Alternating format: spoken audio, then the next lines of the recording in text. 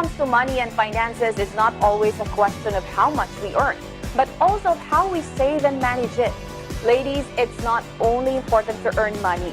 It's equally important na wise tayo pagdating sa pagtatabi nito at paggastos.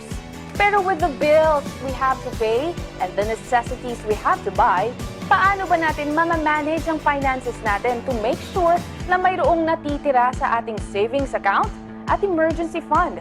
Let's find out from a financial expert.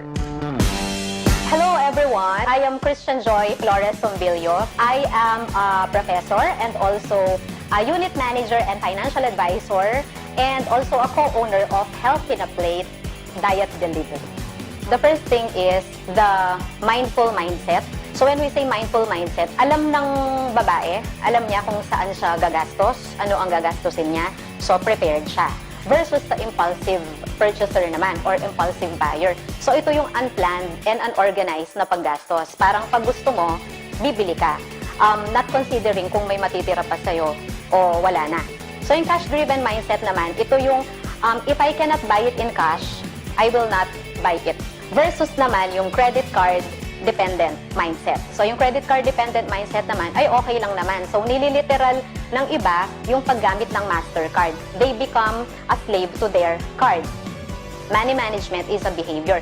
So for the students, ano yung kailangan na gawin? Unang-una, do not compare yourself to others. If your classmates can buy this, it's because they can buy it, no? Accordingly sa kanilang parents. If you cannot buy it, huwag mong uubusin yung allowance mo. Dapat ngayon pa lang, napapractice mo na yung paano ka mag-save. If you have allowance or if somebody gave you something, dapat tinatabi mo yung 10% doon. Kasi yung 10%, yun na yung iniipon mo. Kunyari may emergency ka, kahit estudyante ka lang, meron kang huhugutin. So umpisahan ko siya doon sa mga single na breadwinner and single na hindi breadwinner. Kasi kailangan nating lahat na ma-practice yung you are already saving your 20% pag-receive mo ng income mo. Kapag sinabi nating savings na 20%, yun yung hindi mo siya gagalawin, no? Kaya mo siyang hindi muna kunin kasi enough pa yung resources mo. So yung 10%, kailangan nilalagay mo yun sa emergency fund mo. Isa-save mo naman yung 10%, another 10% for your play fund. So yung 60% mo niyan, dyan napupunta yung lahat ng expenses mo. So yun yung working money mo ngayon. Yun yung spend mo talaga. Yung mga single moms, ano yung una nila dapat na ginagawa or what should be their priority, no, at the moment? Siyempre, yung food on the table, no, decent life for the family, for the kids, ganon.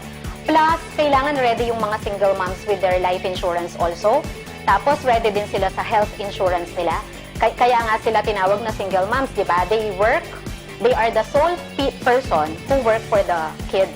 So, if life will be too short, what will happen to the kids? So, dapat yun na-foresee din yun ng mga single moms. Actually, all even parents, ganyan. So, they have to be ready with these insurances. Both of these types of women, whether working or stay-at-home mom, kailangan alam nila kung paano nila i-allocate yung funds nila. Tapos, I also suggest sa mga mother, they should organize using yung envelope system.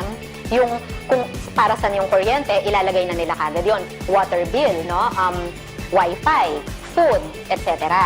Para hindi sila nararatel. New normal today is knowing how to budget, not anymore showing off. From the ideal fund allocation to proper budget management and organization, ang dami talaga nating natutunan mula sa ating guest na financial advisor na si Ms. Joy Sombilio. And you know what, guys? I couldn't agree more. Under the new normal, it's very important to save as much as we can and learn how to budget.